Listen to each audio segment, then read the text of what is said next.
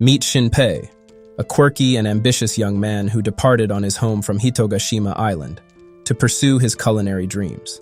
After receiving news of the death of his closest friend, Shinpei would return to the island to attend her funeral. However, his stay on the island would be longer than he thought, as her death was clouded in mystery and creepy creatures, putting the entire island in peril with the risk of a coming apocalypse. On a boat, a mysterious guy named Shinpei was teased by his blonde-haired friend Ushio, who woke him up from a dream and started a conversation. She talked with him for a while before telling him it was time for her to go, and he needed to find her after getting to his destination. As he reached out to stop her, he suddenly found himself face first into the chest of another female passenger, who stared at him in surprise. Ignoring the fact, he yelled out, "Ushio!" She slapped him, forcing him to get up and move to another part of the boat. They were headed to an island called Wakayama City, where he would be attending the funeral of his friend Ushio. After alighting from the boat, he was approached by a young girl on a bike who failed to brake properly and crashed, causing her to fall into the ocean with her underwear on display. Her name was Mio, and she was the younger sister of Ushio, who had instructed him to protect Mio, which he failed to do. He helped the drenched girl to her feet, and as they walked together to the funeral, they reminisced about their shared memories. After changing into more formal attire, they proceeded to the event and mourned the loss of their sister and friend. Shinpei had lost his parents some years back and was taken in by Ushio's family, where he lived with Alan and his two daughters because he had lost his family. Before he left for culinary school, he promised to prepare curry for Ushio the next time they met. However, that promise now felt impossible in light of her tragic passing. While at the ceremony, he overheard women gossiping about the island doctor, Hishigata, performing an autopsy on Ushio even though she drowned. He ignored the conversation after noticing a flash of light, but couldn't investigate it as he was grabbed by someone who pushed him toward the window. It was his old friend Sue, who cried as he apologized for letting Ushio die when he could have protected her. However, Shinpei maintained his composure and assured Sue there was nothing to worry about. When it was time to pay Ushio her respects, the creepily designed carrier vehicle arrived. So Shinpei and Sue silently discussed the topic of the autopsy, which Shinpei had overheard from the lady. Sue directed his attention to a little girl named Shiori, who Ushio saved, causing her demise. Just then, Shinpei was called by Kirikiri, the head priest, who asked him to help with transporting Ushio's coffin, as he was her closest friend. After finishing the funeral processions, Mio and Shinpei went home, where Shinpei decided to prepare dinner. When Alan, the father of Ushio and Mio, arrived, he welcomed Shinpei home and talked with the kids about their beloved Ushio, who was gone. Before long, they ate their meal but surprisingly had one more plate, which they left for the spirit of Ushio, whom they had lost. Later that night, Mio wore her school uniform and exited the house to look at it from afar. When the local police officer passed by on patrol, he asked her what she was doing, causing her to stare at him in a creepy manner. Meanwhile, Shinpei was in his room discussing with So over the phone. He was informed that there were strangulation marks on Ushio's body, forcing them to perform an autopsy, contrary to the information that she drowned. When Shinpei asked who was aware that Ushio was possibly murdered, Sue informed him that mostly close family members knew, alongside Sue's father, the doctor. After ending the call, Shinpei heard a knock on his door, so he opened it. When Mio finally answered, she handed over Ushio's necklace, which she treasured, before hugging Shinpei and crying about the murder of her sister. When Shinpei asked what she knew, she sobbed on his shirt and told him not to mind her words before bidding him good night and leaving for her room. After closing his door and getting back to his bed, Shinpei looked at the necklace he had received from Mio, reminding him of the time he gave it to Ushio, which made him tear up in silence. The next morning, he resumed his duties at Alan's diner, called Bistro Kofune, where he helped as a waiter and occasional chef. After conversing with a drunk customer who was talking about a lady with large honkers, the local police officer walked in. It was Tetsu, a relative of the Kofunes, Alan's family, and he ordered his usual, which Shinpei didn't know.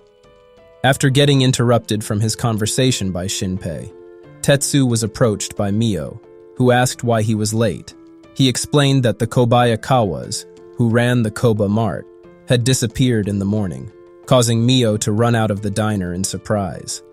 Wondering what was wrong, Shinpei followed her, annoying Tetsu, who sat back and waited for his meal. After finding Mio around the Kobayakawa house, Shinpei asked what was wrong. She explained that Shiori, their daughter, had gone mute from shock after Ushio died. However, days before, she had claimed she saw a doppelganger of herself, shocking Shinpei. Suddenly, they were interrupted by a strange man wearing a long backpack. It was Nezu, the hunter, and he explained that it wasn't doppelgangers, but rather shadows from shadow sickness, which were endemic to the island, according to local stories. After telling them stories he had heard from his grandparents, Nezu told them it was simply hogwash, as shadows killed their originals and replaced them, which was unrealistic. After Nezu left, Mio became more scared, and when Shinpei asked why, she explained that it wasn't a superstition, as some days before Ushio passed, they had seen Ushio's shadow while cleaning up the island beach. When Mio began to cry, Shinpei told her not to worry, as they simply needed to go to Hiruko Shrine, where they could ask about the shadow and its cleansing, as explained in the lore. When they got to the shrine, there was nobody there. However, Mio noticed a spooky figure in the woods, causing her to give chase, and Shinpei followed. After chasing for a while, they couldn't find the figure, which looked like Shiori, so they stopped and gathered their thoughts. Just then, they heard a gunshot, so they foolishly ran toward it. When they arrived, they saw the lady with the large jugs from the boat, bleeding and hurt all over. When Mio got there, she panicked and pushed Shinpei, as she wanted to get help. However, before the mysterious lady could inform Shinpei, whom she grabbed, about the situation, she was shot by a random bullet. When Shinpei looked at the source of the shot, he saw that Mio was caught by what looked like a doppelganger and was shot. Before he could react, he was shot through the head as well, eliminating him and putting an end to his story. Or so it seemed as he woke up once again, head first into the jugs of the lady he had witnessed die. In a dream, Shinpei witnessed the death of Ushio, who had drowned. Mio, who was beside him, looked at her drowning sister from afar as Su attempted to resuscitate her.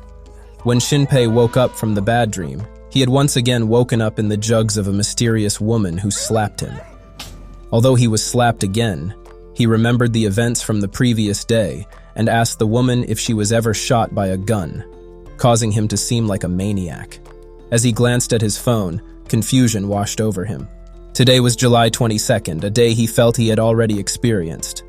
He then remembered a book called Swamp Man by his favorite author, and wondered if his déjà vu was caused by excessive reading of it. After alighting from the boat, the same sequences of events reoccurred, with Mio crashing into the water like before and Alan welcoming him back and complimenting his long hairstyle, although he was teary. While at the funeral, the same things happened, causing him to panic as he was witnessing the same day again. After Su grabbed him in the same surprising fashion as before, he knew he wasn't suffering déjà vu, but rather living the same day again. That night, after finishing his curry, he wondered what had happened to Mio, who was bathing at the time. After realizing Mio's brakes were cut, causing her crash when they met, he went outside to get a breather, as he was more confused than ever, bothered about what was going on. While he crouched at the end of a blockade opposite their house in confusion, he overheard Tetsu in a conversation. He realized the officer was speaking with Mio, who he thought he had left in the bath. Before he knew it, Mio had stabbed Tetsu and eliminated him, making him realize it was a shadow, confirming the rumors. While he watched, the shadow let out a flash and created another shadow, which transformed into the dead Tetsu. After touching the dead original on the ground, the shadow Tetsu assumed the position of Tetsu under the commands of fake Mio, who informed him she wouldn't be eliminating her original like the others. While they conversed, Shinpei watched the shadows in terror, hoping he wouldn't be spotted. But unfortunately for him, his phone rang. Before he could gather himself, he was found by Shadow Mio, who immediately eliminated him as Shadow Tetsu watched. However, he didn't die as expected, but rather his consciousness exited his body and entered a wormhole, where he heard a mysterious voice guiding him to his restoration. When he regained consciousness, he was back at the spot where he alighted from the boat, confusing him once again. Just then, Mio had come again with her faulty bike, so this time he protected her. preventing her from crashing and falling into the water himself. After getting him from the water, she apologized and took him home so he could change ahead of the funeral. That night, Shinpei placed a prank call to Tetsu and asked him to stop a non-existent bar fight to prevent him from meeting the fake Mio. After eating his curry, he told the house memorial of Ushio about his adventures, and then proceeded to his phone, where he deleted unnecessary apps and media. He decided to attach his phone to a power bank and leave the camera recording overnight, so he could get a recording of Shadow Mio and show it to the real one in the morning to confirm her assumptions. Later on, while Mio had her bath, he decided to stay upstairs to prevent himself from dying.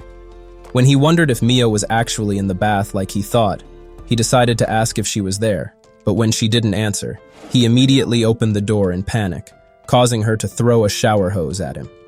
Although he was hurt, he confirmed Mio was in the bath at that time. When morning came, Shadow Mio was on the recording as expected. After showing Mio the shadow and informing her of the danger, she told Shinpei that it was possible Ushio was killed by her own shadow, which they had seen on the beach some days before. Shinpei thought about the words of Mio and wondered if they were true, as he had witnessed the shadows eliminate their originals before. So, he decided to visit the Kobayakawas and told Mio not to come along, as it wouldn't be safe. He met their neighbor Shiomi as he surveyed the area, so she escorted him to the door and knocked, hoping they'd receive an answer. Wondering why they weren't open in Kobamart or answering their door, Shiomi barged into their house hoping to meet them. However, there was no one in the house as well. Although they had food on the table and their television was switched on, there was no sign of any of them. Shinpei noticed a dark spot similar to the one Shadow Tetsu made after eliminating his original, so he realized the family had been taken over by shadows. After thinking about the situation, Shinpei ascended through the house stairs, hoping to find Shiori or at least her shadow marking. However, after getting to the next floor and attempting to switch on the lights, he saw a flash similar to the one which was used on Tetsu, making him panic. He then saw Shiori, or rather her shadow, who he had interrogated the day before and had chosen not to speak. She was now speaking more and sending chills down his spine as she created a shadow that was meant to clone him. However, his plot armor kicked in as Shiomi came up, forcing the shadow to retreat while he gathered himself. After leaving the house of the Kobayakawas, he remembered the mysterious lady who was shot before him the first time and decided to look for her. After checking all the local lodges and inns, he found no traces of her, so he returned home to Bistro Kofune. Just then, Tetsu arrived and scolded Shinpei for his prank call, as it wasted his time. Shinpei apologized, offering him his usual, and he told the family about the disappearance of the Kobayakawas. While he confirmed Tetsu was the same via his reactions, the officer reached into his back pocket and offered Shinpei a device. She had given him her phone before passing, asking him to hand it over to Shinpei in the event something happened to her, like she foresaw it. Just then, Su arrived, greeting Shinpei as he wanted to talk with his buddy. They went to a poolside with Mio, where Shinpei showed Su evidence of shadows, causing Su to believe Ushio was actually eliminated by Shiori's shadow. They wondered how to differentiate shadows from real people but were stuck, as shadows were exactly the same as their originals and copied their memories and behaviors as well, making it impossible. When Mio suggested visiting Hiruko Shrine for answers, Shinpei hesitated, remembering the first time with Mio. After careful thinking, he convinced them they'd go the next day when it would be the summer festival, as the grounds would be crowded, making it difficult for Shadow Mio to strike. The next evening, while Shinpei tried to open Ushio's phone, testing multiple passwords, he heard a knock on his door. When he didn't answer, Su barged in, angry that he was ignored. However, he was forced back alongside his sister Tokiko, as Shinpei had no pants on.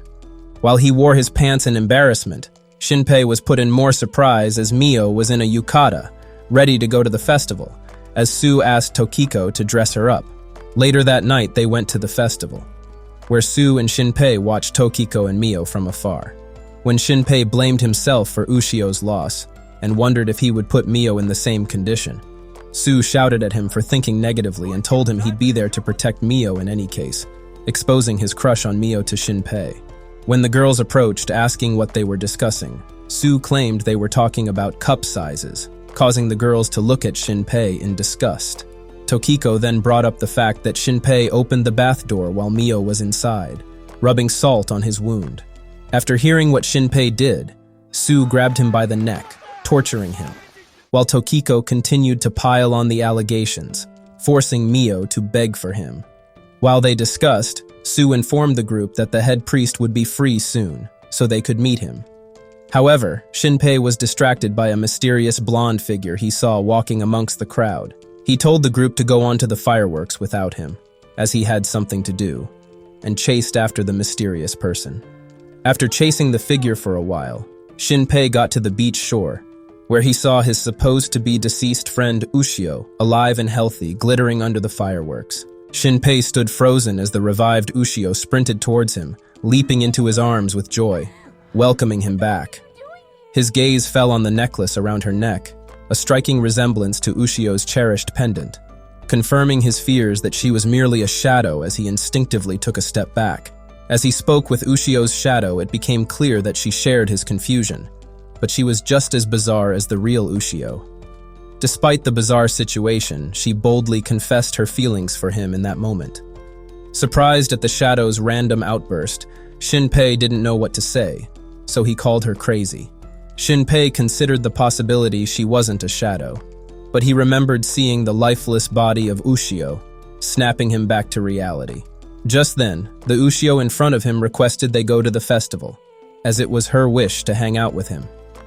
As they arrived, it struck Shinpei that Ushio was clad only in her swim trunks, making her look conspicuous. He immediately dragged her away, ignoring her requests for takoyaki, as her presence was too obvious. A little while later, Shinpei led Ushio behind some storage crates, seeking refuge from prying eyes. But she wasn't happy, as she punched Shinpei in the gut for preventing her from meeting her friends. She shouted at him and warned him not to stop her, making Shinpei wonder once again if it really wasn't the real Ushio. After talking with and analyzing Shadow Ushio more, he began to think she was the real deal more than before. Suddenly, Shinpei received a call from Mio, but before he could answer it, Ushio grabbed the phone and picked it up herself, greeting Mio, who was suddenly shocked by the sound of her gone sister. Before matters could get worse, Shinpei took the phone back and told Mio she was simply hearing things. She informed him of their location, so he decided it was time to head back to the group. After taking Ushio to another hidden spot, he begged her to stay put and return to the group, where he told them he was stuck in the toilet while he was away. They then talked about the festival and hoped the spirit of Ushio was there to celebrate with them before returning to heaven. A while later, Sue called Mio to a private spot behind a tree, telling her he wanted to talk. Tokiko and Shinpei watched from afar as Tokiko explained to Shinpei that Sue had a crush on Mio and decided to confess his feelings to her at the festival. After getting his self-esteem up and preparing for the worst, Sue called out to the others and confessed to Mio, surprising the onlookers who thought he wouldn't go along with his plan. After Mio embarrassingly gave her answer, rejecting Sue, a mysterious face appeared behind Tokiko and Shinpei. She wore a mask disguise and jokingly talked with her friends, who were flabbergasted at the presence before them.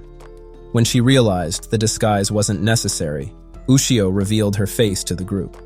However, Mio wasn't as happy as Ushio expected. She called Ushio a monster and requested Shinpei move away from her. But in another surprising turn of events, Shinpei didn't listen as he grabbed Ushio's hands tightly. When So asked what Shinpei was doing, he ignored the question and called Ushio stupid for attempting to replace someone who was buried, making Ushio realize the danger as she asked her friends to run away. Shinpei began to turn into a shadow and crushed Ushio's arms, wearing an eerie smile. Some minutes before, when the real Shinpei attempted to get to the shrine, he was intercepted by Shadow Mio, who grabbed him and almost choked him to death. She threw him down and interrogated him, asking him what he knew and preventing him from escaping, hoping she could extract information from her target.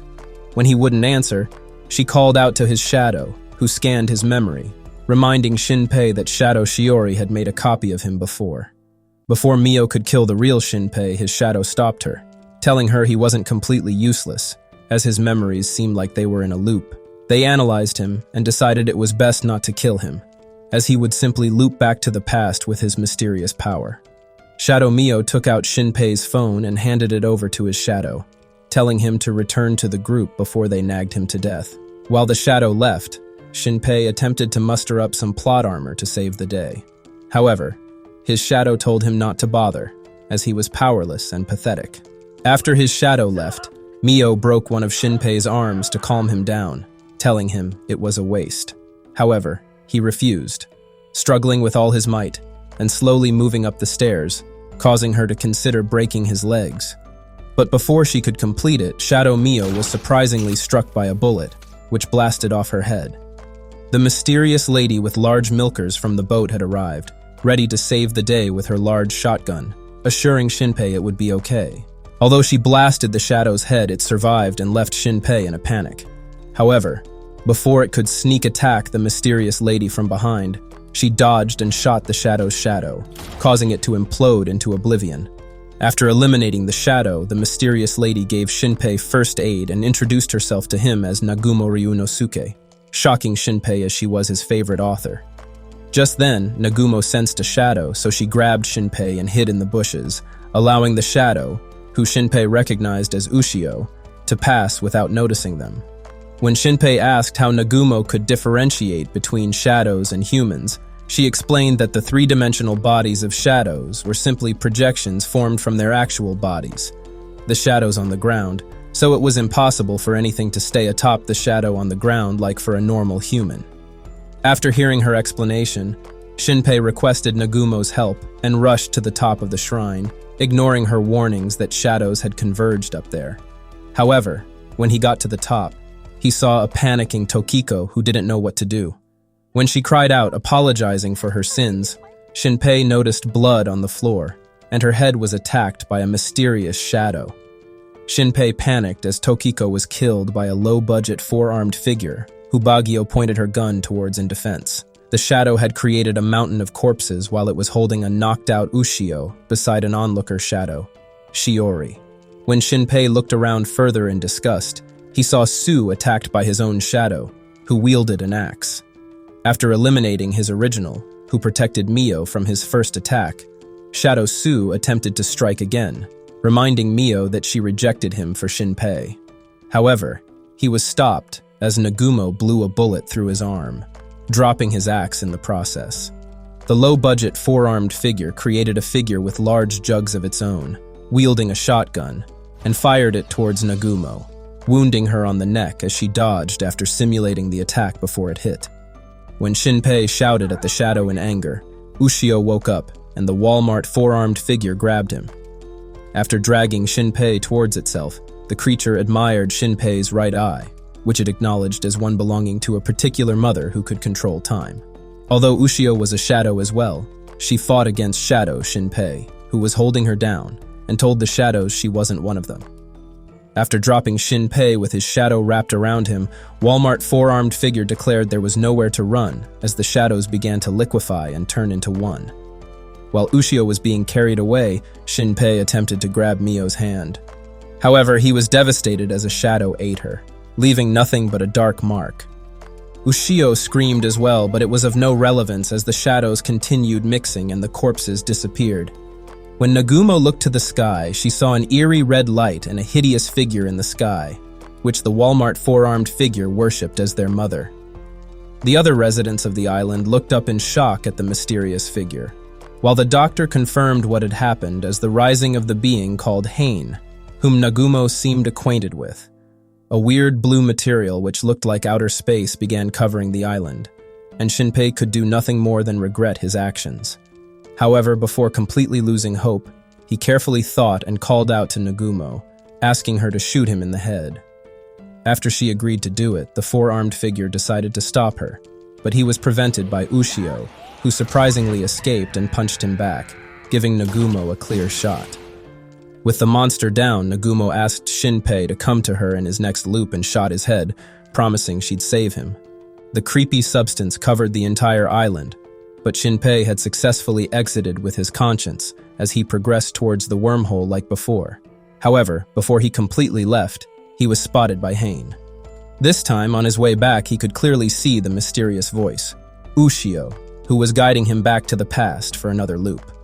He had arrived at the path home before getting to the funeral and remembered what had happened, so he went home later in the day and formulated a plan, hoping to stop the apocalypse that would be coming in the next few days. Meanwhile, Shadow Ushio was back as well, waking up on the beach shore, wondering what was going on. When Nagumo arrived at the island, she discovered the worker on the dock was a shadow, confirming the information she received, which brought her over to the island. She watched as Mio blasted a guy, who she called Shin, into the ocean and wondered if it was the Shinpei she was looking for, but eventually decided it wasn't him. After seeing the written announcement on Kofune Ushio's funeral, she remembered the degenerate from the boat screaming Ushio before landing in her jugs, so she headed over to the venue. When she got there, she was approached by Karakiri, the head priest, who called her by her true name, Hizuru. They discussed for a while until she got angry at his unnecessarily long yapping. He then took her to see Ushio's dad, Alan, reminding her of her past on the island, visiting their diner and reading stories to Ushio. Alan took her to a special room and informed Hizuru that Ushio didn't drown, but rather she was strangled to death, reminding Hizuru of a certain event from 14 years before. Suddenly, she barged into the funeral ceremony and opened up Ushio's casket, ignoring the complaints of the other guests. After examining the body, she confirmed with Alan that Ushio was dressed at the Hishigata hospital, then prepared to leave. While she exited, she was approached by Asako, a childhood friend who began to cry about the loss of Ushio, but she could only look in disgust at Asako, as the Asako before her was a shadow, along with her husband and daughter, Shiori. After leaving the venue, she proceeded to her monkey-like routine and hung from a tree, discussing with Nezu, the hunter, who described the current behavior of the shadows. She deduced that Shiori was killed after she drowned, and was replaced by her shadow, who also killed Ushio, then floated back to the surface before eliminating and replacing her parents as well. After thinking about how far the shadows had gone, Hizuru became teary, so when Nezu requested she stop wailing like a baby, she threw a device at his head and asked him to inform her if the phone ever rang. Meanwhile, Shinpei had arrived at the funeral and simply repeated the actions he did in the previous days, having the same conversations and making the same movements. After completing the procession, he was approached by the Kobayakawas, who asked him what he was driving at with his shadow talk, making him realize they were actually shadows, as an ant created a hole in their shade. After the shadows left, he panicked, bothered that the shadows had already progressed that far until Mio appeared beside him. To confirm his assumptions, he asked Mio what color of underwear she wore the day before. Although she was freaked out by the incel-brained question, she answered, telling him it was white, which confirmed that she had been copied the day before. Later that day, while the guests from the funeral ate, Shinpei asked them weird questions, talking about the shadow sickness. After getting the answers he needed, he then proceeded to ask for the mysterious lady with big jugs who arrived on the island that day, and eventually found out her name was Hizuru, as Alan gave him her contact info. Before he could thank Alan, the man excused himself as he headed over to the toilet, where a mysterious figure put an out-of-order sign on his stall. Before long, Shinpei was guided to a part of the mountain by Nezu, who took him to see Hizuru. After seeing Nagumo look at him while performing a headstand, Shinpei panicked and brought out one of his books, requesting an autograph from his favorite author, Nagumo Ryunosuke. After signing his copy of her book, Hizuru analyzed the information she had gained from her little interaction with Shinpei, and deduced he was a time traveler, pleasing Shinpei as she was the real deal. After Shinpei confirmed her hypothesis, Hizuru confirmed his story was true, as she had experienced it before, hence her story, the Swamp Man. Although she didn't tell him her experience, she told him all she knew about shadows. They were creatures who projected their physical form to protect their shadows and attacked families, replacing them in the process. Nezu butted in, informing Shinpei that they simply needed to eliminate the shadows once, as anybody who had their shadow killed would be immune to shadow sickness like him. After exchanging information, they shook hands and decided their next course of action, as they only had 54 hours left till the apocalypse. Shinpei informed Nagumo she failed to kill Shiori's shadow, so when she attacked the Kobayakawas the next time, she would take Nezu and Shinpei along to formulate a plan B that assured her victory. With her companions hidden, Hizuru knocked on the Kobayakawa door, where she greeted Asako, her old friend.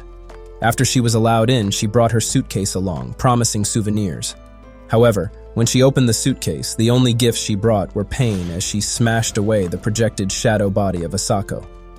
Meanwhile, Nezu and Shinpei waited outside as Nezu informed Shinpei that Nagumo didn't have dual personalities, but rather Ryunosuke, her twin brother, was trapped inside Hizuru with skills more equipped for fighting. In the building, Nagumo had destroyed both the older shadows, but when she struck Shiori's shadow, it didn't implode like the rest. The shadow instead tanked the attack and choked Nagumo, interrogating her on how she easily defeated the other shadows. Before she could completely eliminate Nagumo, she was stabbed on her shadow by Nagumo, who hurt her stomach with the attack and forced the shadow into hiding upstairs. When she walked up to complete the task, she sent a message to Shinpei and Nezu, asking them to switch to Plan B since she failed to eliminate Shiori. After getting to Shiori's room, the shadow appeared behind her, ready to copy her information. However, she reminded the shadow that copying at that time would compromise her as well, making her vulnerable to attacks.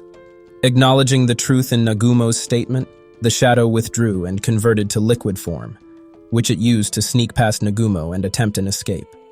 However, it was immediately under another attack by Nezu, who initiated Plan B. The shadow snuck past Nezu as well and was way ahead of Nagumo, who had just exited the building.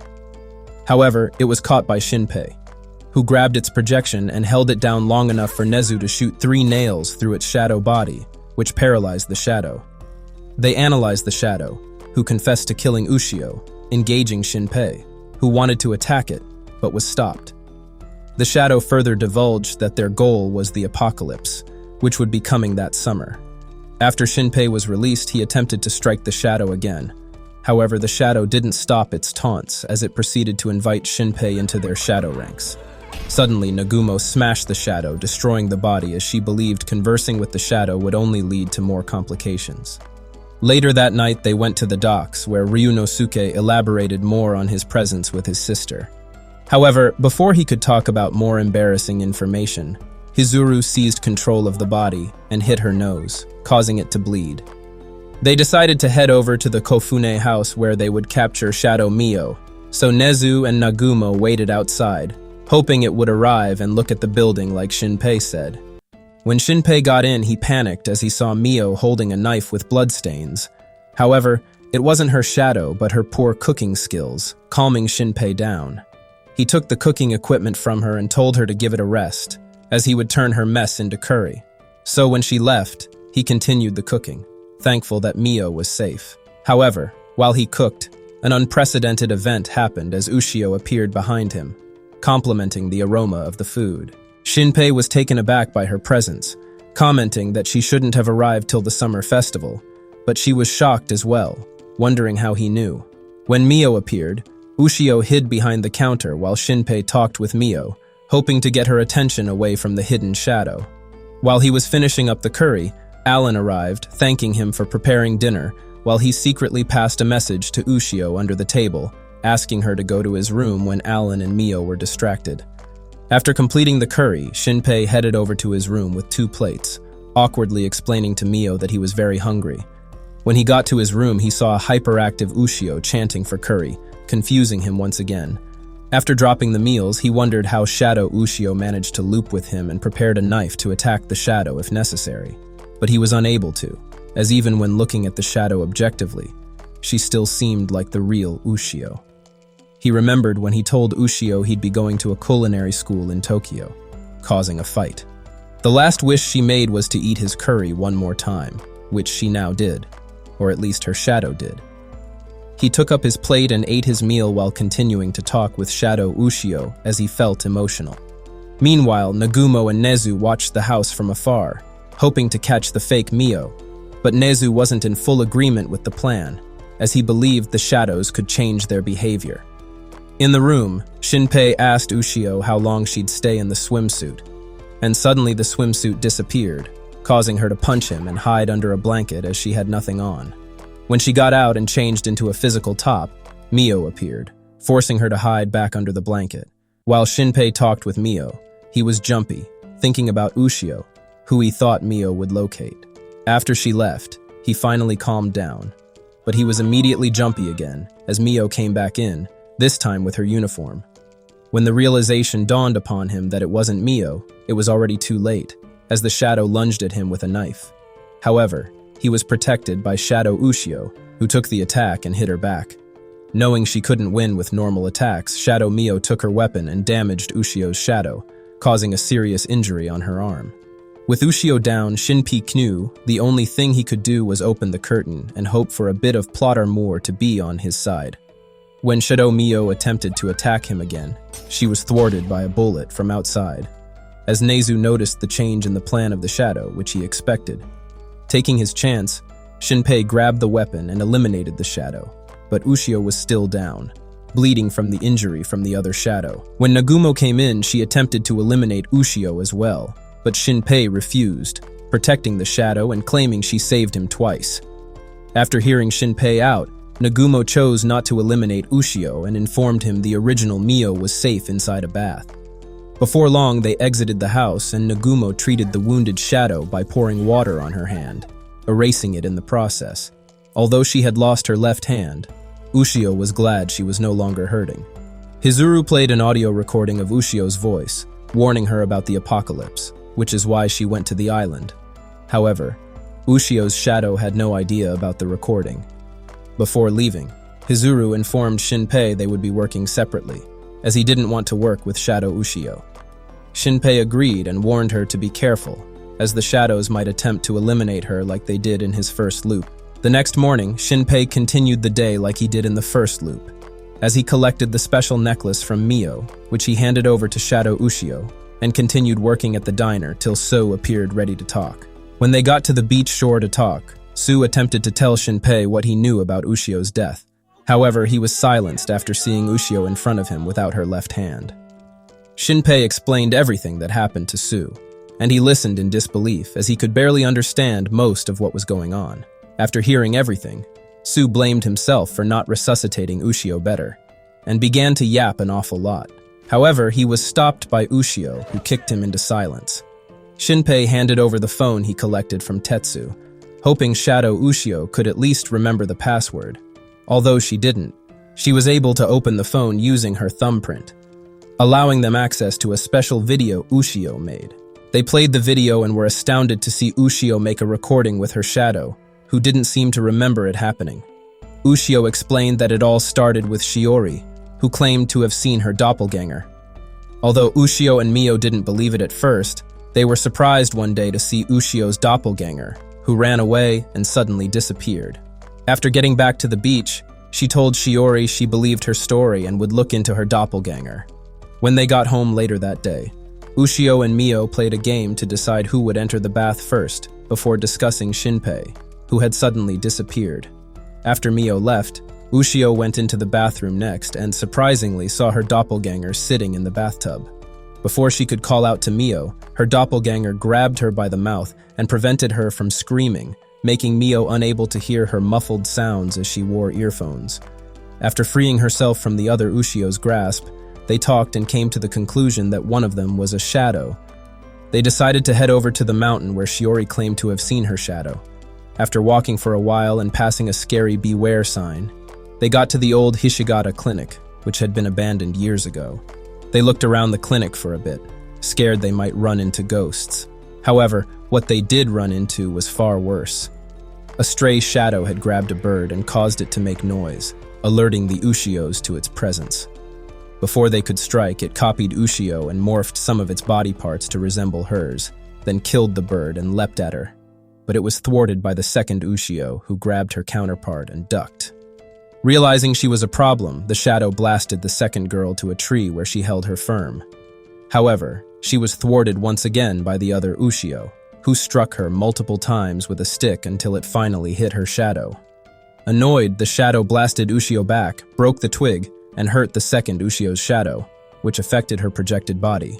After seeing that happen, Ushio realized she was a shadow and manipulated her body projection to fight back against the stray shadow, before finally eliminating it with a hair attack. She told the original she was a shadow. However, Ushio wasn't bothered, as she thought her shadow was cool and helped her heal her leg by letting her copy it. They recorded the video, which Shinpei and Su finished watching, while Shadow Ushio regained her memories and abilities. She walked toward the beach shore and asked the boys to grab her hand so they could see what actually happened in the water on that day. After going into her memory, they saw the events of that day as the kids joked around and played at the beach. When Su attempted to warn the kids of what would happen, Shinpei dragged him back, reminding him that it was a memory. They saw Ushio's shadow copy her and turn into her special necklace, which she wore to carry her around. Before long, the incident with Shiori happened as she was nowhere to be found, and struggling was heard inside the water. Ushio ran faster than the other kids and charged toward Shiori, telling the other kids to stay back. When she got into the water, she saw Shiori being pulled in by her shadow, so she sent Shadow Ushio forward, who sliced away her shadow and attempted to pull Shiori to shore. However, the shadow was persistent and grabbed Shadow Ushio again, telling her Shiori was her prey. Suddenly, original Ushio appeared and dragged away the shadow, telling her shadow to get Shiori to safety. Although Shiori's shadow successfully eliminated Ushio, she blitzed her shadow as well, eliminating it, then eating Shiori to complete her plan.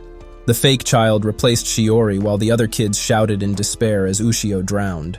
Her shadow, who had also been defeated and was almost lifeless, cried, apologizing to Ushio for not saving Shiori and allowing both of them to die.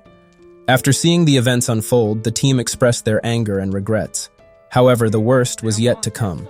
Before they could leave the memory, Shinpei was suddenly grabbed by Shiori's shadow. She transformed into the mysterious Hane from the apocalypse and held on to Shinpei, telling him she had finally found him until the memory ended. When they got back to reality, the mysterious presence was gone, but Shinpei was now marked with a creepy birthmark in the shape of the Demon Lord's handprints. The group analyzed what they knew as Ushio explained she restored herself from the leftover data that Shiori's shadow couldn't fully erase because she was out of time. Suddenly, it began to pour, so they decided to head over to the old Hishigata clinic as they were running out of time. Later that day, Shinpei and Su met up after getting the gear they planned on using while exploring the old Hishigata clinic. Shinpei wore a raincoat with a backpack and a torch, while Su forgot the occasion and wore baseball gear. As they walked along, Su told Shinpei the old clinic was normally out of bounds, as his father ensured nobody ever went there. When they got to the entrance, Shinpei summoned Ushio, who scanned the surroundings for shadows as it was one of her abilities. After scanning and fighting with Su for a little while, the team entered the clinic and looked around for clues that had helped their search for the source of shadows. When they got to a certain room, they saw a creepy statue which was meant to represent the god Hiruko. After noticing a hole behind the wall, Shinpei begged Ushio to help him check it, as she was the only one who could morph using her shadow form. When she checked the gap, Ushio saw a keyhole, which she reported to Shinpei. They decided to take a break and have some onigiri, as Ushio complained she was hungry. After eating, they realized the statue had an inflated stomach, similar to Ushio after eating. Ushio used her abilities to scan the statue and replicate it. She then used the copied key to open the door behind the wall and told Shinpei and Su to be careful, as she sensed shadows below. They investigated the tunnel behind the door and decided that it was best to protect Shinpei over Ushio, since he could always loop with Ushio if she was alive. After searching for a while, they located a creepy shadow which was resting in a hole. After a weird battle with Su almost getting eaten, Shinpei paralyzed the shadow, and Ushio eliminated it. The boys continued progressing forward. However, Ushio stayed back for a while, wondering why her injury from the previous battle with Mio remained, even though she had healed it after regaining her memories. She erased the wound and caught up with the guys, who continued moving. However, their battle wasn't over. When they got to an open space, they were surrounded by a bunch of stray shadows, like the one they had eliminated before, which aimed to eliminate them and prevent them from moving any further. On the surface, Hizuru and Nezu prepared to enter the sewers. Hizuru had gotten a premonition that something bad was going down in the tunnels, so she decided to check it out with Nezu, even though she had a bad feeling about it. Back in the sewers, the group struggled to fend off the multiple shadows attacking them. When Ushio dropped down due to the pain from her wounded arm, Shinpei required the help of Su and his flamethrower to survive. Meanwhile, Mio remained on the surface, thinking about shadow sickness, until she saw a hair accessory on the ground. When she tried to chase after a clue, she encountered Tetsu on the way, who wondered what she was doing out late at night. When Mio told him what she saw, Tetsu didn't believe her until he saw the same Shiori-like figure pointing into a half-open manhole. After considering the possibility of solving the multiple mysteries going on, Mio convinced Tetsu to follow her into the manhole. While Shinpei considered the group's options, his thought process was interrupted by the presence of an unexpected guest. Tokiko appeared with two large shadows as she threatened the group not to move any further, or else they'd pay with their lives. In other parts of the tunnel, the Nagumo group and Mio group continued progressing on their respective paths, hoping to find what they were seeking. Back in the special area, Tokiko approached the group, thanking them for bringing the defective Ushio to them. When Shinpei attempted to stop her from moving any further by paralyzing the shadow, the team was flabbergasted to find out Tokiko continued moving, as she was a human. Shinpei and Su were forced to surrender as Tokiko ordered one of her large shadows to grab Ushio, upsetting Su. When he was about to throw a tantrum, Shinpei calmed him down, explaining that Tokiko wasn't planning to kill them, which she agreed to. When Su continued pressing on with more questions, Tokiko asked them to follow her, as she would reveal the secrets she and her dad had hidden. Meanwhile, Nagumo and Nezu continued their battle with multiple stray shadows. Suddenly, they were approached by Shadow Shiori, whom they thought they had eliminated. She informed Nagumo that she knew she was a mixture of Ryunosuke and Hizuru, surprising the author, who now realized it wasn't just Shiori's shadow, but Hain. Just then, their situation became worse as a low-budget, four-armed monster appeared, threatening Nagumo as he aimed to locate Hain's lost right eye, which disappeared after the incident 14 years ago. Ryunosuke attempted to shoot the shadows, but his attempt was stopped by Four Arms, who blocked the shot using a manhole cover. When Nezu panicked and requested they retreat, he was shot by the monster, who shifted his target to Ryunosuke. Shiori warned the monster to be careful, as Ryunosuke could see 2 seconds into the future, but it was to no avail, as Nagumo dodged all the incoming attacks. After escaping the first barrage, Nagumo ran away but was struck by a bullet, making her retreat slower. When Hain asked if the monster would chase, Four Arms refused, examining the blood and declaring Nagumo would die eventually. Back with the Shinpei group, they were about to enter another special part of the cavern. Tokiko requested the group accept what she had done, as she wouldn't bother apologizing, but she asked them to desist from telling Mio, which Shinpei agreed to. When they got to their destination, the group beheld a large shadow, with the weak body of the being resting below it. After seeing the projected body, Shinpei recognized it as the being who destroyed their island in the future. Tokiko explained that the shadow's name was Hiruko, the god of the island. However, the body belonged to the first human she ate, Hain, making her adopt the name. Hain suddenly showed her other form, irritating the group. She was the shadow of Shiori, whom they had failed to eliminate multiple times, and she had killed the original Ushio. When Shinpei attempted to confront the devilish being who had caused the island so much trouble, Ushio warned him to stay back as Hiruko displayed more of her frightening powers. Hiruko declared she was hungry, so Tokiko clapped her hands and summoned Nagoro, the hospital nurse, who brought her a meal. Tokiko explained that the clinic had been feeding Hiruko dead people from Hitogashima Island, surprising Su, who had no idea that was his family's business. When Haney opened up the caskets she was presented, Tokiko told Shinpei she had no problem with him killing her, as one of the corpses was the real Ushio, whom Hain killed, terrifying Shinpei and Su. Just then, Hain silenced the room and consumed the first body. Before she could consume Ushio, Shinpei considered the shadow lag after copying a human, and shot one of the giant shadows holding Shadow Ushio, which allowed her to break free and skillfully regain her body. While Hain whined about her food being stolen, Shadow Ushio claimed the shadow was simply using Tokiko, and she would do everything in her power to take it down. Angry that her food was stolen, Hain converted Nagoro into a beast and ordered her to get rid of Shadow Ushio. However, the shadow was easily defeated by Ushio, who smashed her shadow on the water. Shinpei took the next step and attempted to strike Hain while she was alone, but his plan was thwarted as well, as the Walmart Four Arms appeared, slicing Shinpei's fingers along with his nail gun. The monster held up Mio and asked the humans not to move, as any step they took might make Mio's head similar to a crushed egg. When Tokiko ranted, complaining that part of the deal was that Mio was never to be touched. Four Arms told her she was being delusional, as they'd all die after the festival anyway. Before Tokiko could complain anymore, the monster fired a shot which Sue blocked, sacrificing himself for his sister. However, it was of no importance as he fired another shot, eliminating Tokiko. Back at the lair, Tokiko and Sue had been eliminated, so Hain asked Ushio to approach her, with the monster holding Mio and using her sister as a hostage. Before Ushio could get there, Shinpei asked her to stop, telling Hain to consume him. However, the monster didn't care. Instead, it took his right eye, which she deemed to be special. She then attempted to rewrite Ushio's shadow using her superior power, but Shinpei fought back, reclaiming his eye, which surprised Hain. Four Arms explained that the eye was special and overlooked time from a special ground, allowing the user to control it.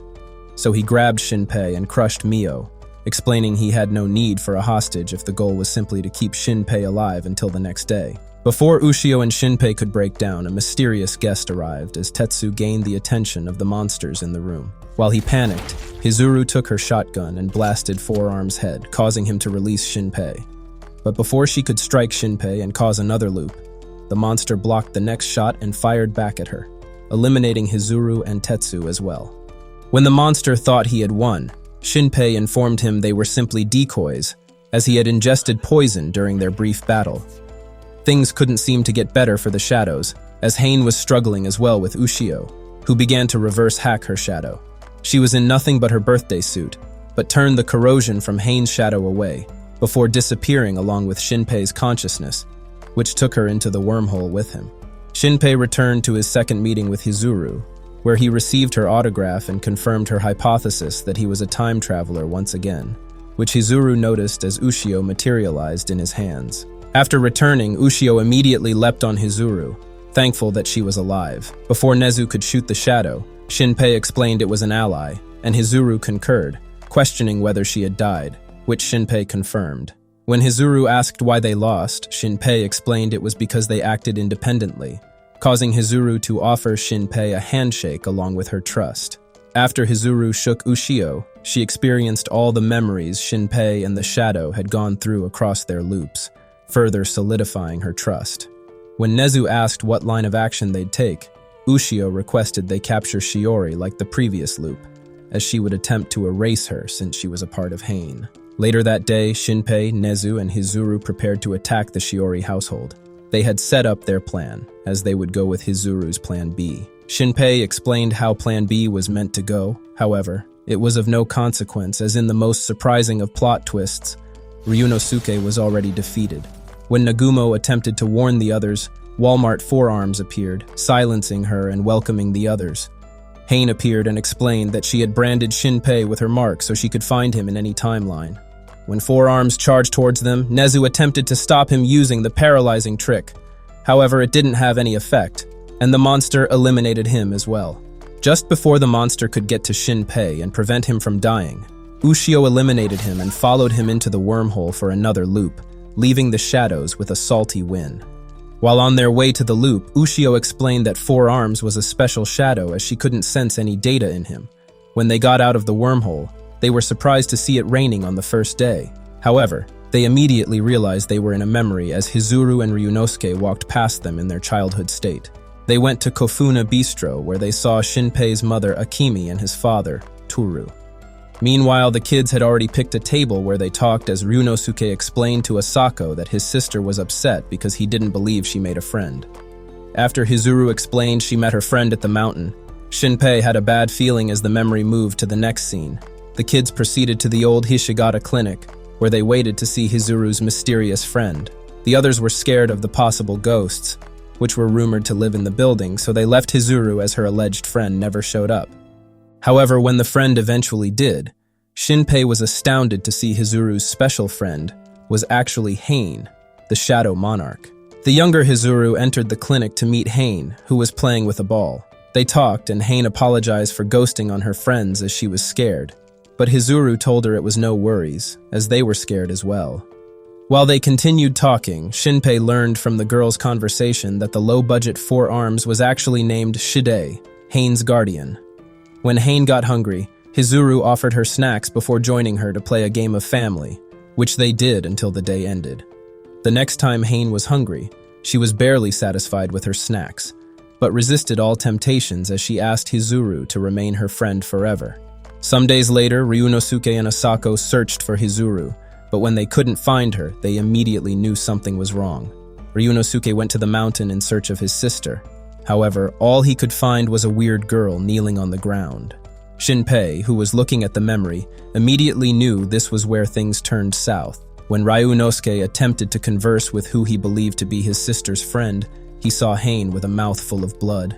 Shinpei yelled out the name Nagumo, which Hizuru seemed to have heard for a while, but she ignored it as she saw a flash, which she approached.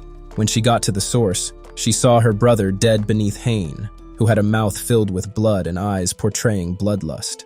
Hizuru dropped her groceries in disbelief, asking Hain why she did it. However, Hain couldn't answer as she broke down, converting into Ryunosuke, changing back to her normal form, then losing her eye, which blasted onto Hizuru's arm along with Ryunosuke's consciousness. Hain panicked and went into the ground as her right eye was gone and converted into a shadow. Suddenly, two other shadows appeared, but before the first could attack Hizuru, who was mourning her brother, it was struck by Nezu, who heard the commotion while hunting. One of the shadows copied Nezu and became his shadow. However, it was only able to strike the hunter's eye as Hizuru suddenly gained superhuman strength and took the hunter away to another ground in the forest. When the shadows came to strike, Hizuru, who was previously speaking like Ryunosuke, defeated them both, making Shinpei realize Hizuru was granted the abilities of a shadow via her brother, who was accidentally projected into her by Hain. Hizuru was injured due to the intense strain put on her body, while Nezu was barely alive as he lost an eye. However, they managed to survive the incident, with Ryunosuke now being a part of Hizuru. Some days later, Hizuru and her family were set to move out of the island after the incident. Asako hugged her friend goodbye as she wouldn't be seeing her friend anymore. While the ship sailed away, Hizuru was surprised to see Hain watch her leave the island, as the shadow warned her never to come back, because if she did, she'd die. After the memory ended, Shinpei was looped back too before Nagumo attacked the Kobayakawas. Hizuru asked whether he had just looped, and Shinpei confirmed it, warning her not to launch the attack because Shide was there. Meanwhile, in the house, Shiori tracked the loop and noticed the timing of Shinpei's return was getting shorter.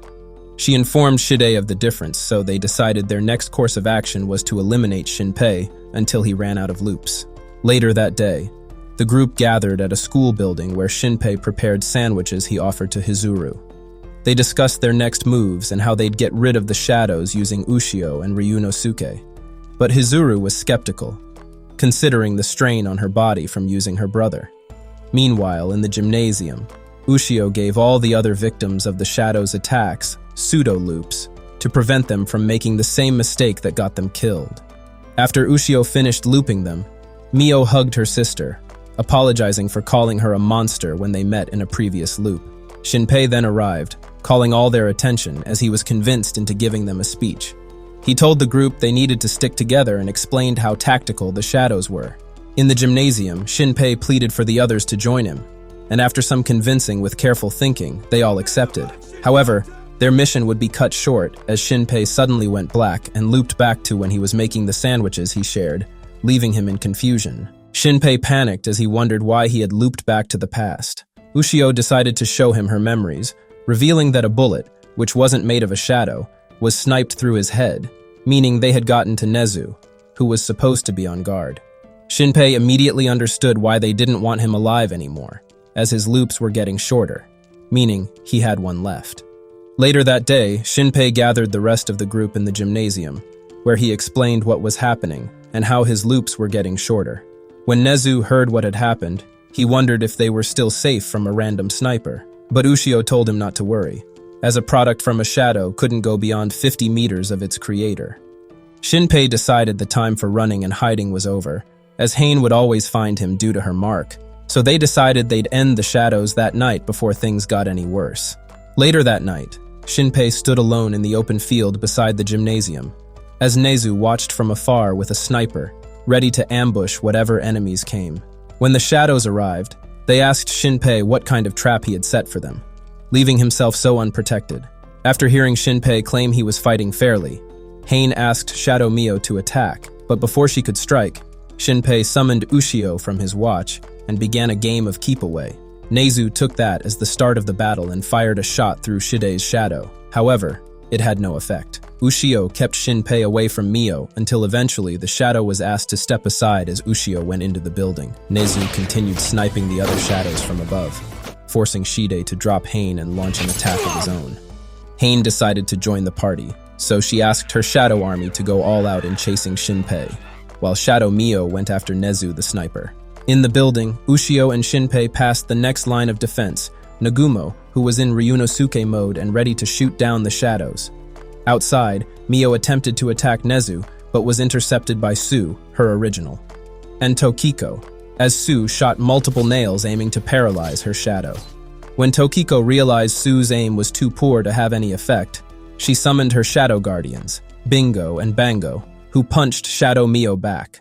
In the building, Hizuru could barely handle the incoming shadows as Hain was there, canceling out Ryunosuke's foresight. Shidai attempted to shoot down the fleeing Shinpei. However, Ryunosuke foresaw it and used her shoulder to protect him, leaving her vulnerable. Before Shidei could finish her off, his attack was thwarted by Nezu, who was still comfortably sniping. After realizing Nezu was still a threat, Shidei asked Hain to stay back for safety while he continued the chase. When Hain saw Tokiko misusing Bingo and Bango, she used her monarch powers to stop Bingo and asked it to crush Tokiko. However, her power was nullified as the shadow disobeyed her order and blasted Shadow Mio, pleasing Tokiko and surprising Hain. They realized Ushio had the ability to disconnect shadows from Hain. Hain was infuriated, so she dissolved the other shadows and incorporated them into Shidei, turning him into a more hideous monster who chased after Ushio into the dark gymnasium. Outside, although Mio could get past Bingo and Bango, she was stopped by her original and Su, who prevented her from touching Tokiko. In the gymnasium, Ushio had baited the shadows in and surprised them by protecting flammable oil. Shinpei, who was behind them, threw over a lit matchstick, setting the shadows on fire. Ushio had explained that shadows were weak against fire as Shidei and Hain burned. When Hain attempted to escape and kill Shinpei, she was stopped by shots from Tetsu. While she was distracted, Shinpei received a gun of his own and fired at Hain's shadow, dropping her. Ushio then appeared behind Hain and attempted to erase her, but before she could finish, Hain began crying, making Ushio drop her guard as Shidei grabbed her. He shot down Shinpei, who attempted to stop him as well. However, when he thought Ushio was gone, she mysteriously appeared behind him and punched through his creepy body. While she reverse-hacked the shadow, Shinpei realized a human was in it. Just then, Hain went psycho and let out a deafening scream, which erased all the fire along with the air in the gymnasium, making it impossible for Shinpei to breathe. When the effect wore off, the empty vacuum in the room was filled by air from outside, which broke through the gymnasium glass, scattering it everywhere and allowing the shadows to escape. Hain had escaped to the mountain where she rested, trying to regain her strength while Shidei disappeared, trying to regain his body. In the gymnasium, Shinpei ran to Ushio, who had fallen, hoping she was okay. They confirmed they were both fine, as Shinpei wore a bulletproof vest protecting him from Shidei's shots, and Ushio was simply woozy from her work. When they got out, they were approached by Su, who asked if shadows were truly safe after being disconnected from Hain, as they had captured Mio's shadow, which they planned on converting. Ushio disconnected Shadow Mio from Hain. Then the group interrogated her, learning about shadow copying and some bits of Hain's plan. When they realized Mio didn't know enough, they decided to pay Hishigata Clinic a visit, given Shidei claimed Tokiko's father knew more. When they arrived at Su's house, where the clinic was located, they realized all the furniture had been erased, meaning something was being hidden in the house. When Ushio sensed a shadow in the clinic, they went in and looked around, hoping to find clues. While looking around, Hizuru saw traces of a fight, and Ushio sensed the shadow proceeding to the clinic basement.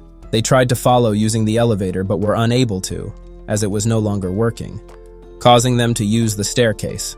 When they got to the basement, they saw the shadow run into the morgue and followed it. The morgue seemed empty. However, Tokiko opened up a special latch that hid a room where the actual bodies were hidden.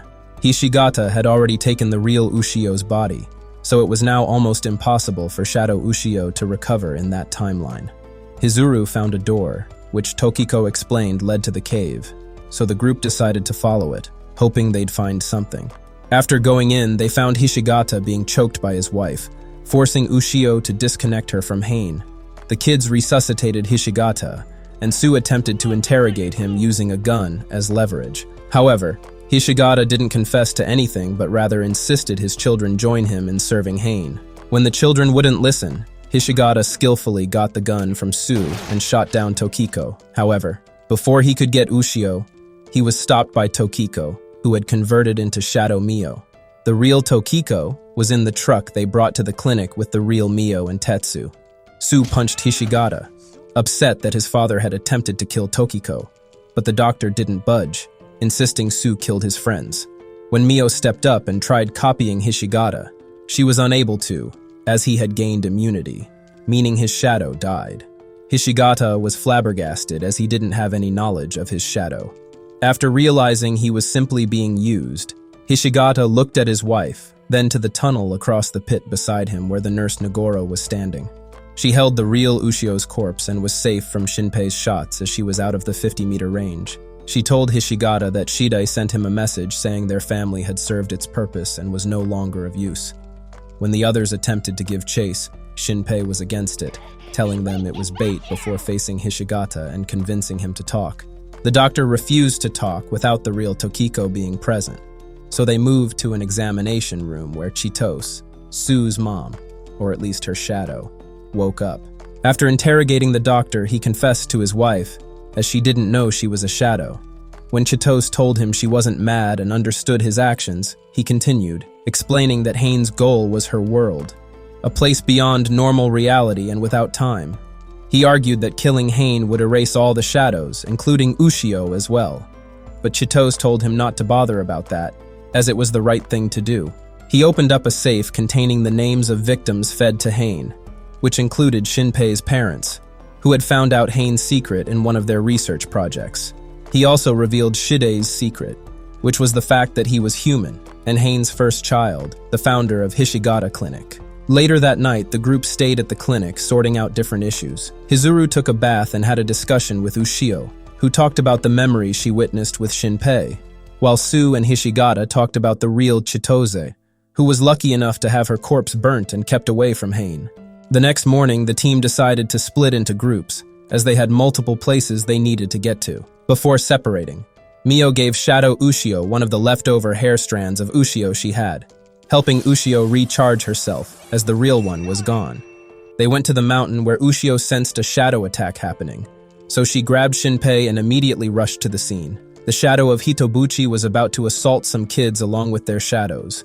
However, their plan was stopped as Ushio rushed in and saved one of the boys, while Shinpei eliminated Hitobuchi's shadow from the top of a tree. He struggled to get down, so he begged Ushio to help him, and after getting to the ground, he analyzed the situation and the increase in the number of shadows and disappearing corpses. Ushio suddenly behaved strangely, speaking in an Escanor-like manner as she thought about Hain's stupidity. When Shinpei called her name, she calmed down and they decided to meet up with the others. After comparing information with the group, Shinpei decided the best course of action was to check out where it all started, Hiruko Shrine. Island lore claimed that a random whale washed to shore on a certain day, bewildering the people who were suffering from a famine.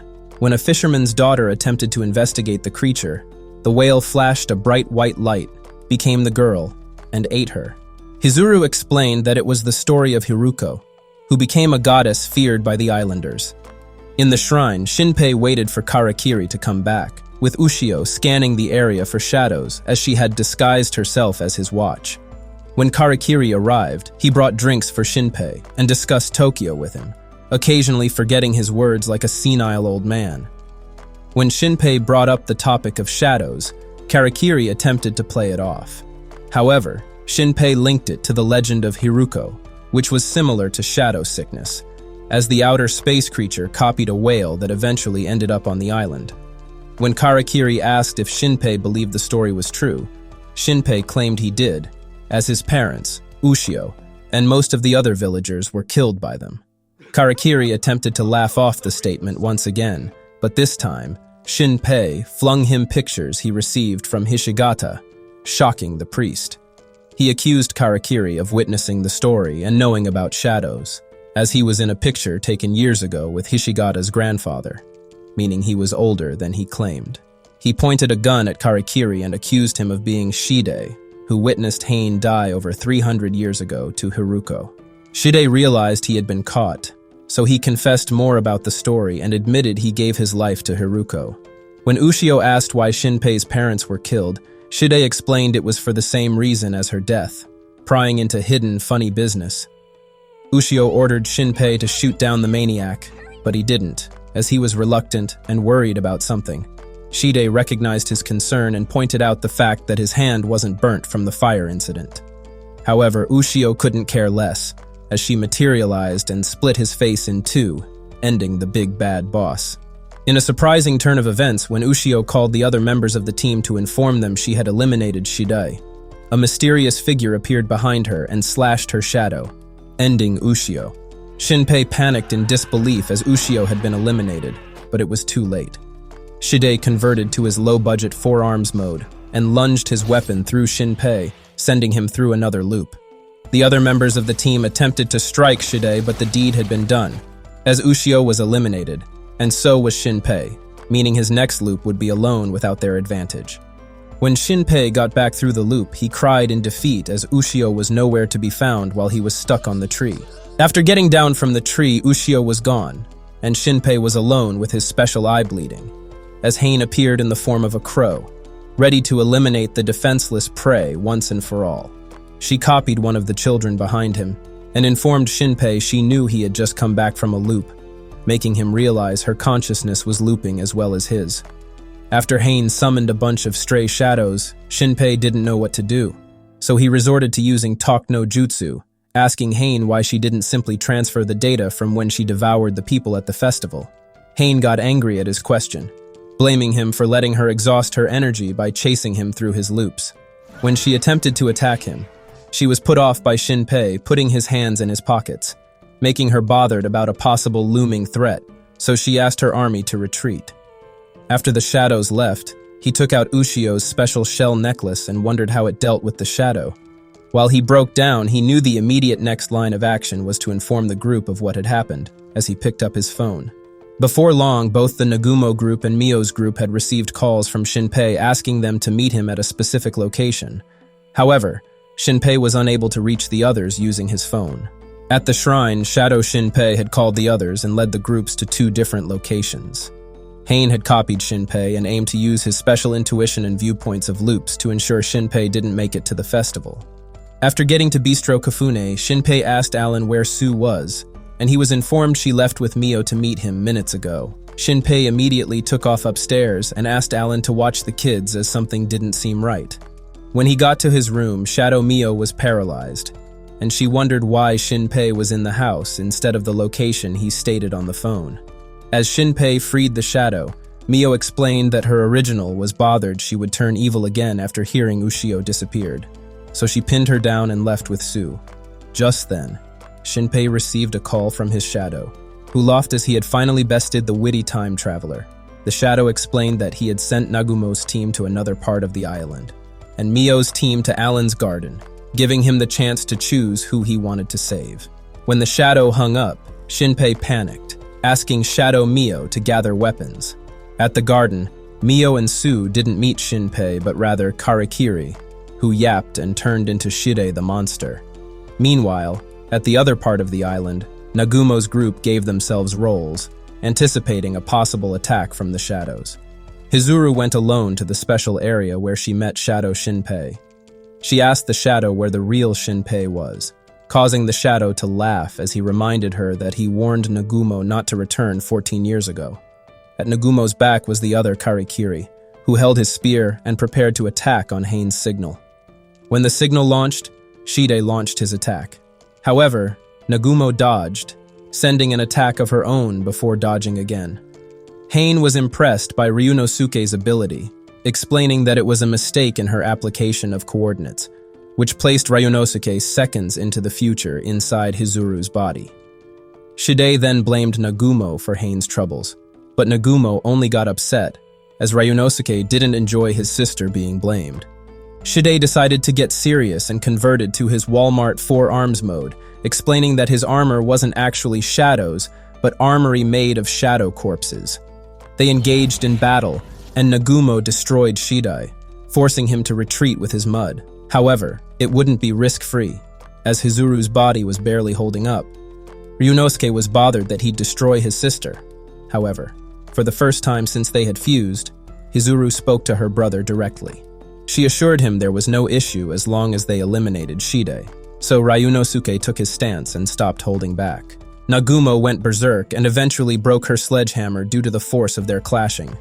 However, she didn't let up as she took Shide's spear and destroyed his mud, moving faster and more skillfully than Ushio ever did, which Hain observed. She got Shide out of the fight for a while and almost eliminated Hain, who changed from Shinpei to a crow in order to survive. Hain converted back to Shinpei after escaping and asked Shide to get back up, forcing him to return to battle. They attempted to interrogate Hizuru, who took advantage of their questions to buy time, then asked a question of her own, causing Hain to doubt Shide for a while. She reminded her that Shide declared he was looking for his ending, not Hain's home. Shide angrily charged at Nagumo, but his rage was a disadvantage, as Nagumo took advantage of his sloppy movements and empty mud, allowing Ryunosuke to possess the mud, leaving Shide defenseless. However, it came at a cost as Hizuru crashed due to her strained body. Tokiko immediately appeared, asking Bango to catch her and Bingo to smash the exposed Karakiri. At Alan's garden, Shinpei and Shadow Mio met the other Karakiri.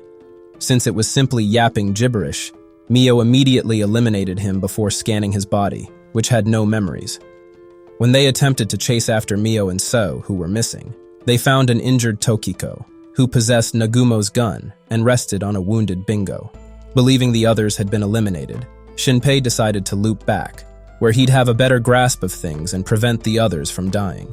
After the loop, he returned to progressing with Mio, and they came up a manhole where they found Mio and Su, who they warned against moving any further due to the danger. He then asked Shadow Mio to take him to the other part of the island, where he saw the battle between Bango and Shide, leading to Bango's death like in the previous loop. However, he had simply been baited, as in that loop, Shide redid the fight and prevented himself from getting possessed by Ryunosuke, leading to Nagumo's death. Although Nezu ordered them to retreat, Shinpei refused, arguing that they needed to keep Hizuru safe, even though Shidai threw a blade at him, which Shadow Mio saved him from. Just then, the shadows noticed Shinpei began shining brightly, forcing them to retreat. Shinpei rushed over to Nagumo, who was drawing her last breath, and he offered to try a loop again. However, he was stopped by Mio, as Nagumo reminded him he could no longer loop. Before passing on, she drew Shinpei close to her, making it seem like she'd kiss him, but she didn't. Instead, she told him that Hain was simply a naive child, and he needed to free her. As she departed from the living, she entrusted Ryunosuke's consciousness to Shinpei, believing they'd make a difference and together they'd prevent the shadows from starting their apocalypse. Shinpei mourned the death of Nagumo as Hishigata, the doctor, approached him, explaining they'd eventually have to tell her family. Shinpei requested the doctor wait one more day before telling anyone else, and the doctor agreed. Later that day, he spoke with Shadow Mio at the beach, who asked what they'd do since Nagumo had died. Shinpei was unsure, as they had lost all their weapons as well, leaving them defenseless, but Mio felt a strange presence. She looked into the shell Shinpei called the leftover of Ushio, and explained that it contained Ushio's memories and powers, which was why the shadows had retreated. When Shinpei thought about it, he remembered that Ushio wasn't supposed to appear until the day of the festival. Now, with renewed hope and a chance at victory, Shinpei clenched Ushio's shell, swearing to find her when she appeared. Later that day, Shinpei gathered everyone and decided to plan for the next day. He set up a strategy and explained that they simply needed to find Shadow Ushio first, using the shell that contained her memories. They would dive into Osaka and find Ushio, who had the ability to defeat Hain. The next day, the festival commenced with the morning rituals taking place.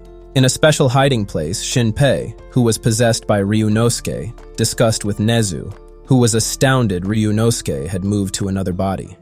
When the shell Shinpei held became more aggressive, they realized they were closer to Ushio. Meanwhile, at the festival, Shadow Shinpei and Shide talked. Hain had lost track of Shinpei, as she could no longer sense him using her mark, putting them at stake. They realized the best place Shinpei would consider hiding would be in a stray, swimming with the others. Shide had sent his mud into the water along with the strays, so when a stray defected, the mud immediately followed, putting Bingo, who Shinpei had hidden in danger. However, he would be too slow, as all his attacks missed Bingo, who found Ushio and successfully carried her to the surface.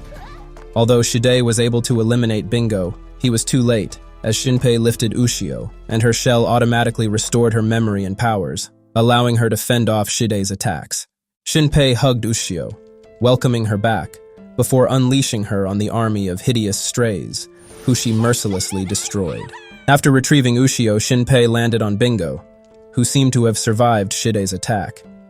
Shide, on the other hand, had lost part of his mud to Ushio, making him realize she had evolved further with the ability to erase on touch.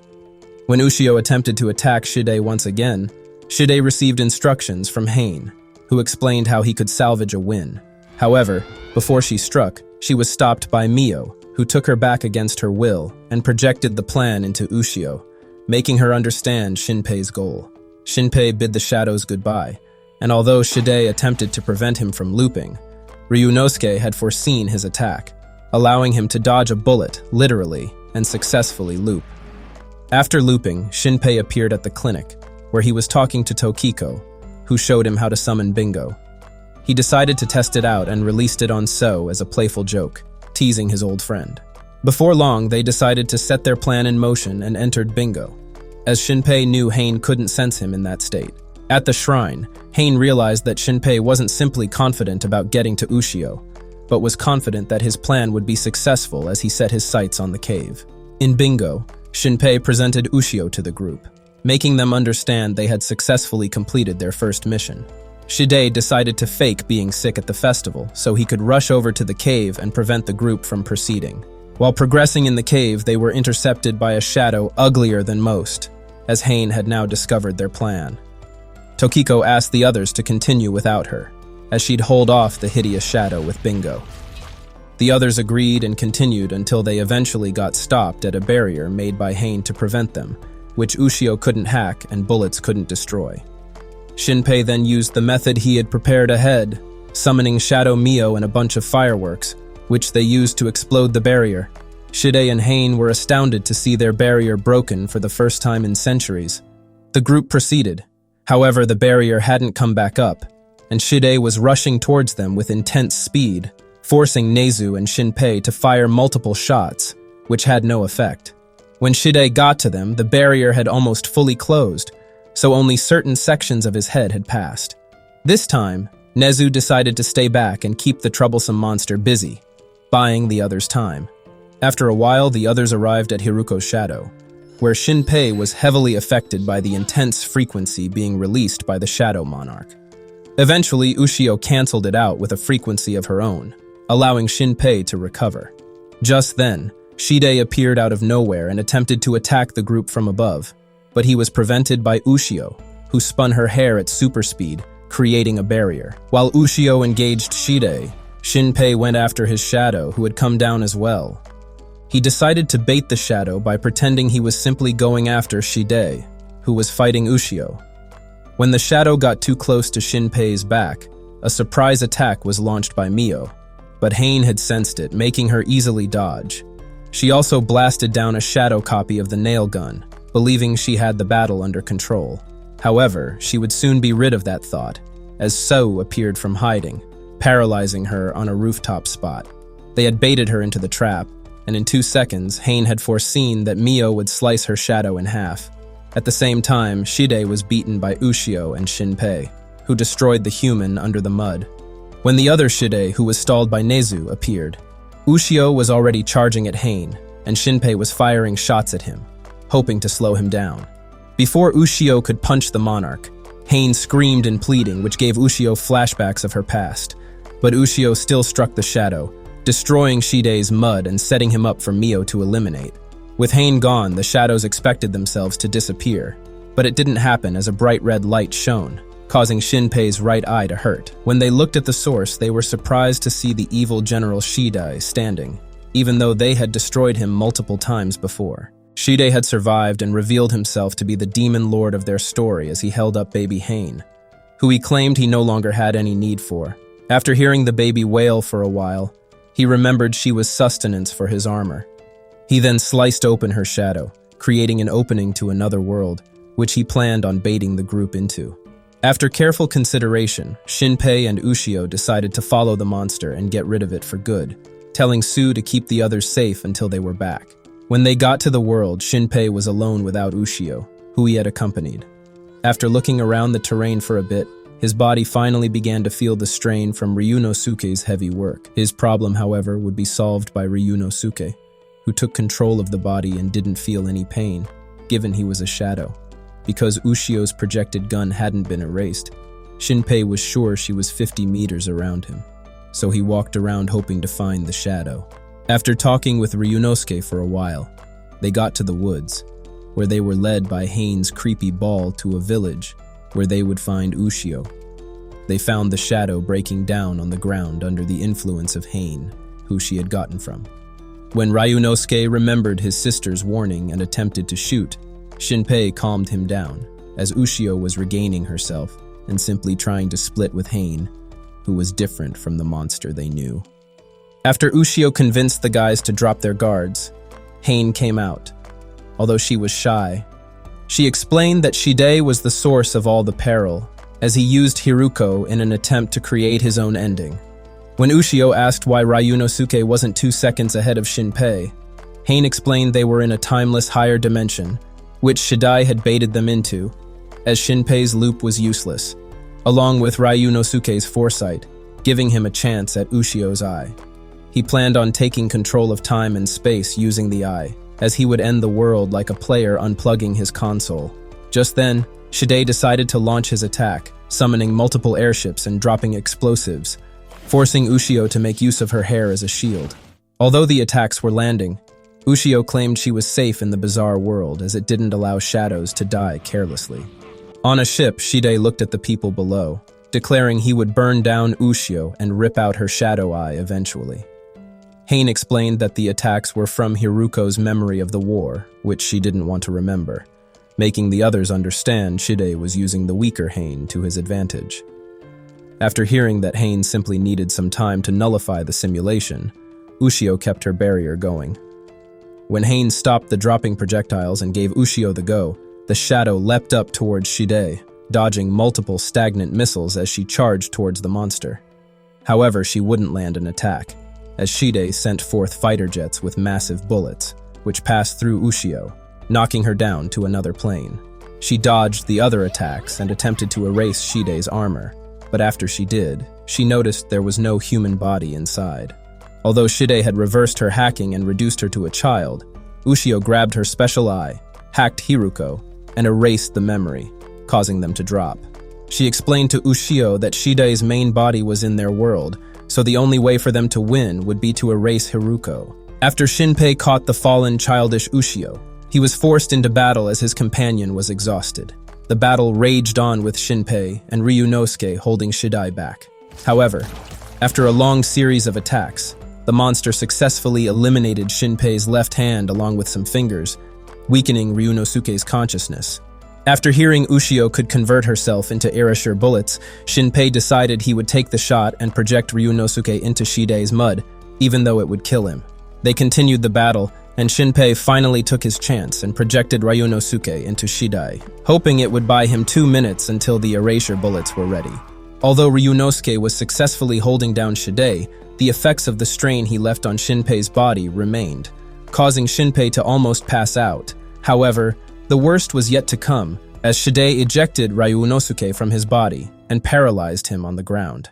He explained to Shinpei that Hizuru attempted the move in one of the loops, so he had prepared against it, making the move a waste. Shinpei's luck seemed to have run out as his body then began to break down due to the strain, causing it to crack in multiple places.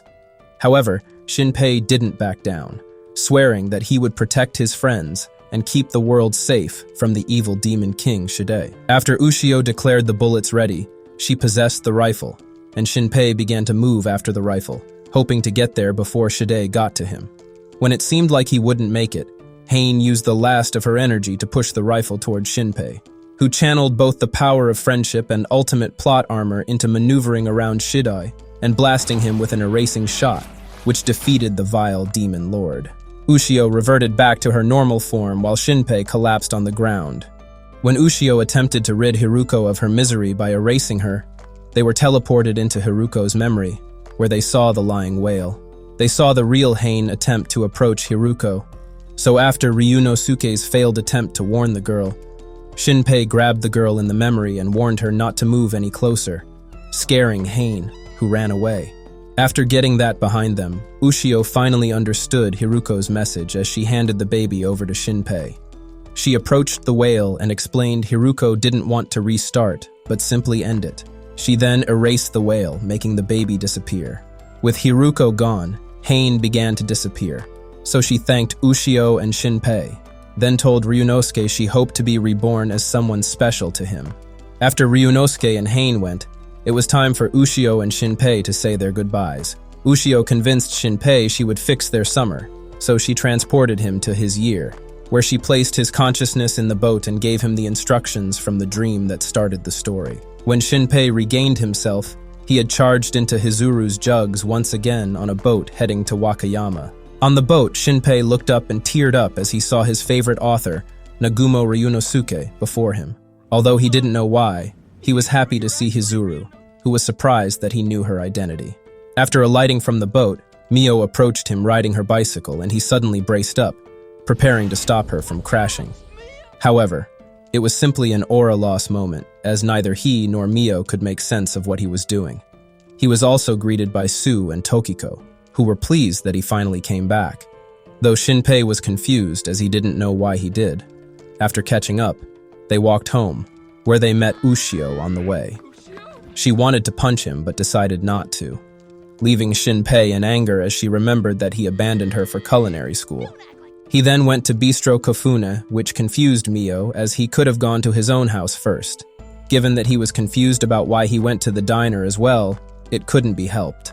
After getting to the diner, he chatted with Alan and Tetsu for a bit, still confused and behaving strangely. He called out to Ushio and chatted with her, eventually swaying her into forgiving him, as she was happy he was safe. They told each other about a terrible dream they both had 2 nights ago, which were similar. After laughing the dream of an apocalypse off, they played with each other's shadows for some reason until Shinpei found the pendant Ushio was searching for. She was pleased to have found her pendant, so Shinpei decided to wear it for her, looking into her sparkling eyes as the wind blew across the beach. The next day, Shinpei went to Bistro Kofune, where he met up with Nagumo, his idol, who gave him her autograph. He discussed his and Ushio's dream with Nagumo, who was amazed by it as she thought deeply about their phenomena. Just then, Ryunosuke arrived alongside his wife, Asako, and his 2 kids, Shiori and Hain. Asako looked at Shinpei and Hizuru deep in their conversation, wondering how they became acquainted, and Alan explained they met on a boat. Before long, Mio appeared, telling Alan that Ushio was ready and that it was almost time for them to go. So Asako decided to commemorate the memory, as she took a picture of them all before the festival. Later that night, Shinpei met up with Ushio, who was glittering with the night sea. He offered her takoyaki, and although she accepted, she claimed it was too small. Suddenly, the memory of the previous looped summer festival with Shadow Ushio recurred as the fireworks lit up the sky, making them engage in a light embrace as they whispered something to each other. The next day, they celebrated Ushio's 18th birthday party, as Mio baked a cake and surprised her sister. If you've gotten to this point of the video, let's confuse the fake fans by commenting Yellow Panda. Do you know how many times did Shinpei loop in total? Also, don't forget to like and subscribe to our channel. See you guys next time.